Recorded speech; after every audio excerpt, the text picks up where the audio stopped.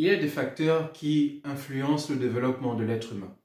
On l'observe parfaitement en regardant le bébé. Lorsqu'il vient au monde, c'est à travers sa mère qu'il découvre le monde. Puis à travers les parents lorsqu'il vient au monde. Et il évolue ainsi en allant à l'école, à la maternelle, à l'école primaire. Ainsi, au contact du monde extérieur, l'être humain, l'homme avec grand H, se développe. Et il définit ainsi le cours de sa vie. C'est pourquoi dans cette vidéo, j'aimerais partager avec toi trois facteurs clés, trois facteurs socio-économiques qui te permettront et qui t'aideront à prendre en main ta vie.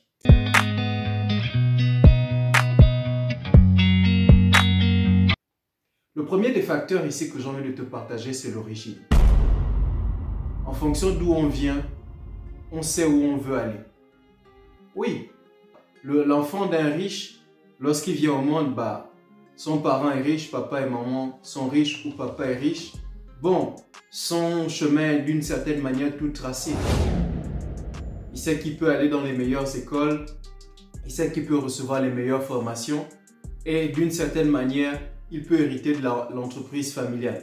Ou alors, il peut profiter du réseau de son père ou de sa mère qui est déjà dans les affaires, dans le monde entrepreneurial et ainsi se bâtir quelque chose.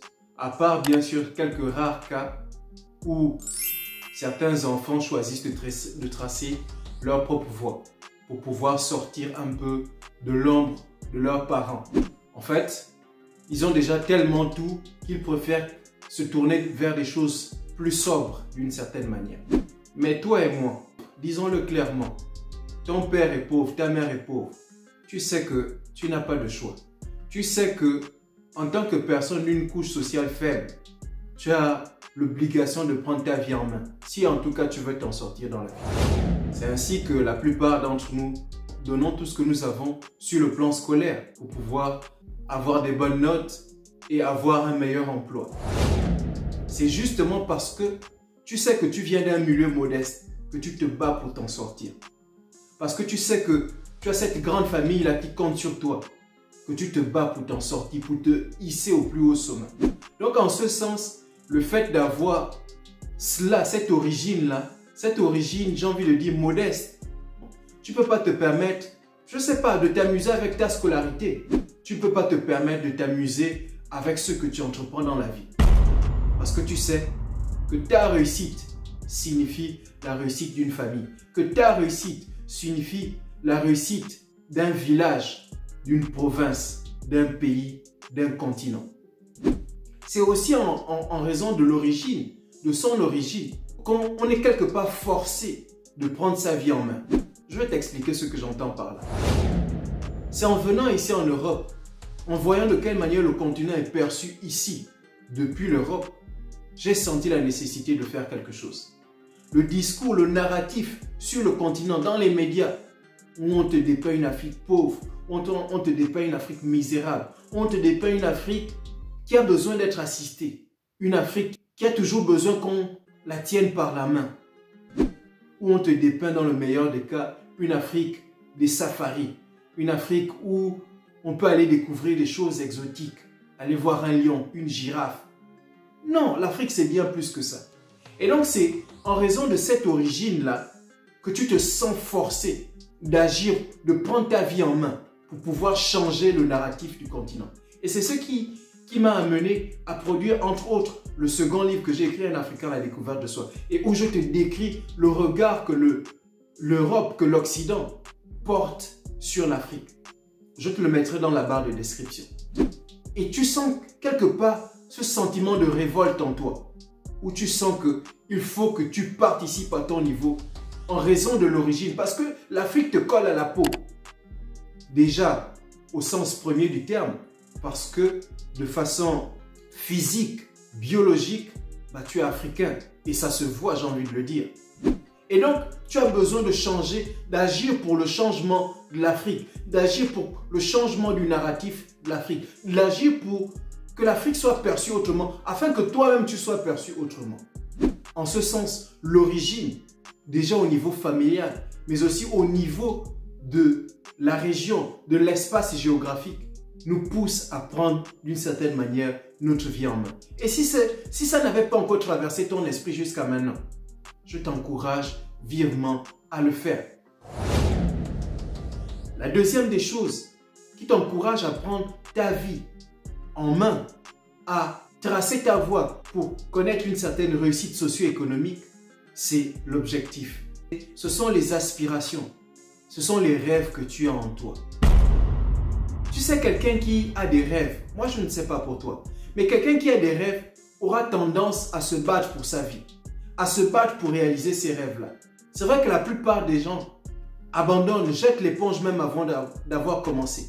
Mais si tu combines le rêve que tu as, à l'origine d'où tu viens, tu as deux facteurs puissants qui t'imposent, j'ai envie de le dire comme ça, à prendre ta vie en main. Tu sens que tu es obligé de te battre pour pouvoir réaliser ce rêve-là, pour pouvoir prendre en main ta vie, pour pouvoir réussir sur le plan économique, pour pouvoir réussir sur le plan financier, pour pouvoir réussir dans la société. Il y a des gens qui ont nourri toujours ce rêve d'être médecin et ils se sont battus pour devenir médecin. Il y a des gens qui ont toujours nourri en eux ce rêve de devenir quelque part diplomate. Ils ont fait des études de sciences politiques pour pouvoir s'ouvrir au monde diplomatique. Et ils ont réalisé leur rêve. Il y en a qui ont toujours eu cette fibre en eux pour l'enseignement. Et ils ont suivi leur voie. Et en ce sens, ils ont réussi sur le plan socio-économique. Même si je dois dire que le sort des enseignants sur le continent n'est pas le plus enviable. À moins que tu sois peut-être un enseignant du niveau supérieur. Donc à l'université et dans les grandes écoles. Mais tous ceux qui sont dans le secteur public, c'est autre chose. Mais en un sens, c'est une réussite pour eux. Parce que c'est leur rêve. Ils ont voulu devenir enseignants. Elles ont voulu devenir enseignantes. Et c'est quelque chose de noble. Parce que sans les enseignants, on n'est pas, ni toi ni moi. Et nous leur devons beaucoup. Personnellement, je dois énormément à mon enseignant d'allemand. Et donc le rêve, c'est quelque chose qui te permet de te battre pour pouvoir réaliser ce que tu vas atteindre dans la vie. Il y en a qui ont le rêve, l'ambition, le désir de devenir pilote. Ils se battent. Ils font tout pour pouvoir avoir de bonnes notes en mathématiques. Et ils vont suivre des études justement dans le domaine aéronautique. Et en ce sens, ils concrétisent leur rêve. Et donc, celui qui a un rêve a plus de chances de prendre sa vie en main parce qu'il a un objectif vers lequel il court.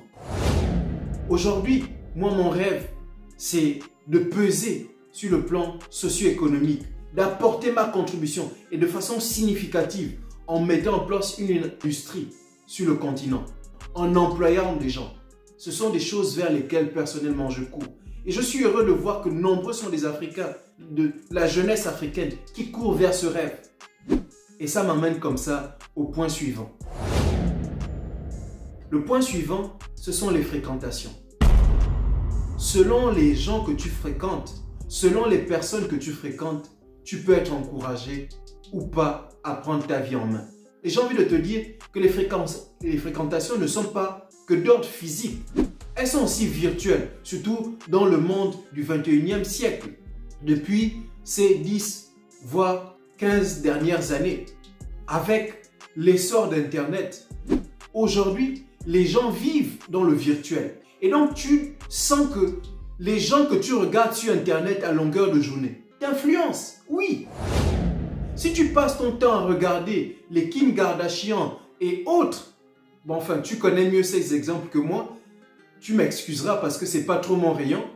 Mais une chose est sûre, tu seras dans une perspective où tu rêveras d'une vie. Soit en te mettant dans une posture active ou proactive, où tu voudras être comme Kim Kardashian, au sens où tu mettras en œuvre des business pour pouvoir gagner de l'argent et devenir, si tu veux d'une certaine manière, populaire sur les réseaux sociaux. Ou alors, tu adopteras une posture passive en étant consommatrice de contenu de Kim Kardashian et de tous ceux qui sont dans cette sphère-là, les Rihanna et autres, ou encore dans... ça ne s'applique pas qu'aux femmes, aux hommes aussi. Et donc à tout ce groupe-là. Et puis, tu les idolâtres tout simplement sans que cela ne change ton quotidien. Je veux dire, tu essaies de les imiter en t'habillant comme 50 Cent, en t'habillant comme, je ne sais pas, Jay-Z ou qui tu veux, mais tu restes broke. J'ai envie de te dire ça comme ça. C'est-à-dire tu n'as rien dans tes poches malgré tout. Donc tu dois adopter la démarche proactive. Mais si tu es des gens qui, sur le plan de fréquentation virtuelle, et j'ai envie de te citer des exemples qui pour moi sont inspirants. Regarde des personnes, pour les citer ici, comme Philippe Simo, ou bien, je ne sais pas, celui qui est sur le continent africain, parce que on a toujours tendance à penser que quand on est en Afrique, on ne peut rien faire de bon. On ne peut pas apporter des changements depuis l'intérieur. Donc avec des gens comme Claudel Nombissier par exemple, ou le jeune Ibrahim Kamara qui ici est dans la diaspora. Donc des personnes inspirantes comme ça, quand tu les regardes, quand tu regardes leur contenu, quand tu les fréquentes sur le plan virtuel, tu es incité à prendre ta vie en main. Et il y en a plusieurs. Je n'ai pas envie de froisser qui que ce soit dans cette vidéo, mais ils sont nombreux qui ont pris déjà en main leur vie et qui t'incitent par ce qu'ils font à prendre leur vie en main. Je ne parle pas de ceux qui vendent du rêve sur Internet, je ne parle pas de cela. Mais je parle de ceux qui prennent en main leur vie et t'incitent à le faire. Il y a les fréquentations physiques. Moi, je ne sais pas qui tu fréquentes, mais personnellement, j'essaie de m'entourer, en ce qui me concerne, des gens qui se battent pour prendre leur vie en main.